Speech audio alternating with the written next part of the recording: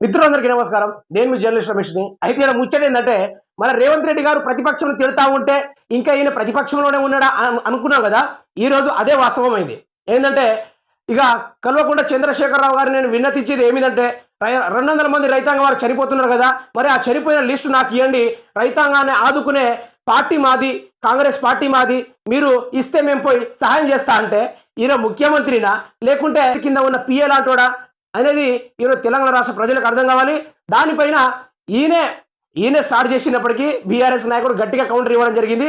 ఆ కౌంటర్ని పూర్తి స్థాయిలో వినడానికి అయితే ప్రయత్నం చేద్దాం. దయచేసి మన ఛానల్ని సబ్స్క్రైబ్ చేసుకోండి. వీడియోని ప్రతి ఒక్కరు లైక్ చేయాల్సిందిగా కోరుతున్నాను. గుంపు మేస్త్రి నువ్వేం పీకుతావు, గడ్డి పీకుతావా అనే వాదనతోటి మొదలుగా స్టార్ట్ అయింది.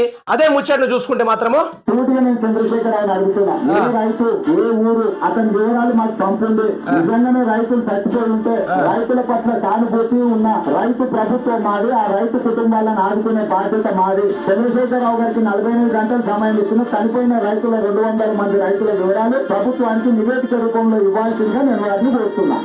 మరి చంద్రశేఖరరావు గారు 200 మంది రైతులు చనిపోతే దానిపైన నివేదిక ఇవ్వాలంటే నేను అప్పటి నుంచే చెప్తా ఉన్న తెలంగాణ రాష్ట్ర ప్రజలకి, రేవంత్ రెడ్డి గారు ఢిల్లీ పోయే దాంట్లోకి మస్తుగా సౌలత్ ఉంటుంది, ఢిల్లీ పోయేదానికి టైం ఉంటుంది, ఢిల్లీలో ఎన్ని వేల కోట్ల రూపాయలు కేటాయించాలి, లావాదేవీలు చూసుకోవాలి, దాని మీద బాగా జ్ఞానం ఉంటుంది రేవంత్ రెడ్డి. కానీ ఈరోజు తెలంగాణ రాష్ట్రంలో 200 మంది ఆత్మహత్యలు చేసుకుంటా అంటే ఆయనకు తెలియదట. చంద్రశేఖరరావు గారు వచ్చి ఆయనకి ఎంతమంది చనిపోయిన నివేదిక అనేది ఇవ్వాలట.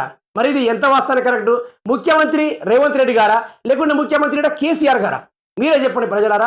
మరి రేవంత్ రెడ్డికి అధిష్టానం ఇచ్చినప్పుడు, రేవంత్ రెడ్డికి పదవి ఇచ్చినప్పుడు, మరి ఈ రోజు పోయి కల్వకుంట్ల చంద్రశేఖరరావు మీద మళ్ళీ అదే విధంగానా? అంటే రైతుల్ని ఎంత తక్కువ చులకన చూస్తున్నారంటే, కేసీఆర్ గవర్నమెంట్ ఏమో పొలాలకు వచ్చి ఎండిపోయిన పొలాలను పరిశీలిస్తుంది. కానీ మన రేవంత్ రెడ్డి మాత్రం ఫామ్ హౌస్లో ఉండే నేను పరిపాలన చేస్తా, ఫామ్ హౌస్లో ఉండే రైతులను పరిష్కరిస్తా అని చెప్పేసి ఇప్పటిదాకా రైతుల గురించి పట్టించుకునే పరిస్థితి. అదేవిధంగా ఈరోజు అదే నివేదిక పైన, అదే ఆయన అడిగిన 200 మంది నివేదిక పైన బీఆర్ఎస్ ఎటువంటి కౌంటర్ ఇచ్చారో అది చూద్దాం. ఇక ముఖ్యమంత్రి గారు 200 మంది రైతులు నువ్వే తీసుకో కదిలిస్తా, నీ ప్రభుత్వం ఎందుకు, నీ మంత్రులు ఎందుకు, నీ ఐఏఎస్ ఎందుకు, నీ జాబులు ఎందుకు, నీ అడ్రస్ ఇస్తే కేసీఆర్ గారు అడ్రస్ ఇస్తే నువ్వు పోయాలని అనుకుంటావు. చూసుకోకుండా మాట్లాడతావు. గిది ముచ్చట. అయితే ఏంటంటే తెలంగాణ రాష్ట్రంలో ఏది ఇందిరమ్మ రాజ్యంలో ఉన్నప్పుడు 2013కు ముందు ఏదైతే ఏ విధంగా రైతాంగం వారు ఆత్మహత్య చేసుకున్నారో, అదే విధంగా ఈరోజు మన కాంగ్రెస్ పార్టీ వచ్చినప్పటి నుంచి అదే విధంగా ఆత్మహత్యలు జరుగుతూ ఉంటే దానిపైన సీఎం రేవంత్ రెడ్డి గారు ఏ రోజు కూడా ప్రెస్ మీట్ పెట్టి మాట్లాడలేని పరిస్థితి.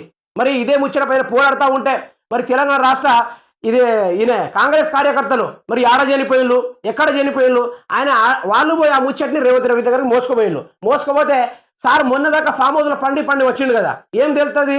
ఆయన ఫామ్ హౌస్లో ఉండేనే ప్రజల్ని పరిపాలిస్తాడు. మరి అలాంటప్పుడు ఎవరు చనిపోతున్నారు, రాష్ట్రం ఇట్లా తల్లడిల్లిపోతుంది, ఏం తెలుస్తుంది? తెలియదు. అందుకనే నేను చెప్పేది ఏంటంటే రేవంత్ రెడ్డి గారు కొంచెం బయటికి వచ్చి పొలాల గట్ల వైపు లేకుంటే పల్లె ప్రాంతాల వైపు, అడవులో నీళ్లు లేవట, ఆ నీళ్ల కోసం ప్రజలు పడిగాపులు కాస్తా ఉన్నారు, బావులు తవ్వుతా ఉన్నారు, ఎప్పుడు తవ్వని విధంగా పురాతన కాలపు సిస్టాన్ని తీసుకొస్తున్నారంటే ఈరోజు రేవంత్ రెడ్డి పరిపాలనలోనే. మరి 200 మంది చనిపోయిన దానిపైన నివేదిక ఇస్తే నేను పోయి ఆదుకుంటా అంటే మరి సీఎంగా ఏముండి చేస్తున్నావు? ఏమైనా గడ్డి పీకుతున్నావా లేకుంటే పీకనీకి ఉన్నావా? గుంపు మేస్త్రి అని బీఆర్ఎస్ కార్యకర్త అనే ఇన్ని రోజుల దాకా కేసీఆర్ మీద పడి ఏడిచిండు. మరి ఇప్పుడు అనక ఈరోజు ప్రెస్ మీట్లో నోరు జారిండు. ఇక పరువు పోనేపాయ.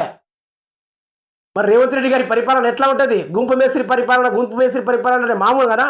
ఇక ఈ విధంగా ఉంటుందని బీఆర్ఎస్ కార్యకర్తలు చెప్తూనే ఉన్నారు. మరి తెలంగాణ రాష్ట్ర ప్రజలకి మొదటి నుంచి మొత్తుకుంటూనే ఉన్నా, తెలంగాణ రాష్ట్రంలో రైతుల్ని ఆగం చేయడానికి కాంగ్రెస్ పార్టీ ప్రధాన పాత్ర పోషిస్తుందని చెప్తున్నా.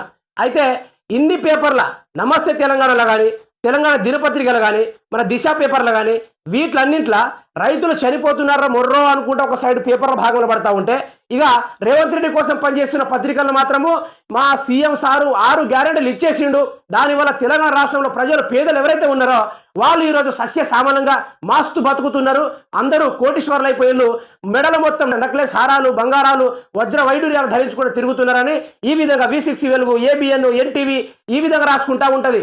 నిన్న ముచ్చట చూసుకుంటే మాత్రము ఎక్కడ మన జనగాం డిస్టిక్ కాడ ధారావత్ తండాట, ఆ తండాల పొలం ఎండిపోతా అంటే కేసీఆర్ అక్కడ పర్యటించి ఒక ఆవిడకి 5 లక్షల ఆఫర్, అంటే పంట పొలాలు ఎండిపోతే వాళ్ళ కొడుకుకు పెళ్లి చేయలేని స్థితిలో ఉన్నప్పుడు 5 లక్షలు ఇస్తే ఈ మల్లిగాడు ఏం చేసిండంటే, మల్లిగాడు వాని కింద ఉన్న లేడు సుదర్శన్ గాడు, ఆ సుదర్శన్ ఇద్దరు పోయి ఆ కాంగ్రెస్ కార్యకర్తల్ని గ్యాదర్ చేసి రేవంత్ మన కేసీఆర్ ఏమో ఈమెకి ₹1,00,000 ఇచ్చిండు, ₹1,00,000 ఇచ్చి పొలం ఎండుకోబెట్టని చెప్పిండు అన్నట్టుగా అయినా దుష్ప్రచారం చేసిండు. ఇంత బుద్ధి లేదు కానీ వాని తెలంగాణ రాష్ట్ర ప్రజలు ఇంకా వాని వీడియోలు ఎట్లా చూస్తున్నారో, ఇగో గిట్లా కరెంట్ పోతుంది, గిట్లా కొద్దిసేపు ఆగి ఆయనతో పోతుంది.